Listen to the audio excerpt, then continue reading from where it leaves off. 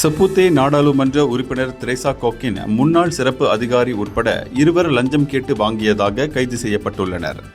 மக்கள் நல திட்டத்திற்கான நிதியை அங்கீகரிக்க உதவுவதற்கு பிரதிபலனாக சுமார் 5 லட்சம் ரிங்கிட் கேட்டு பெற்றதாக அவர்கள் மீது புகார் எழுந்துள்ளது. மார்ச் 5ஆம் தேதி இரவு 9:30 மணியளவில் 30 வயது மதிக்கத்தக்க அவ்விருவரும் கைது செய்யப்பட்டனர் என்று தகவல் அறிந்த வட்டாரம் தெரிவித்தது. MACC தலைமையகத்தில் வாக்குமூலம் அளிக்கச் சென்றபோது இவர்கள் கைது செய்யப்பட்டனர்.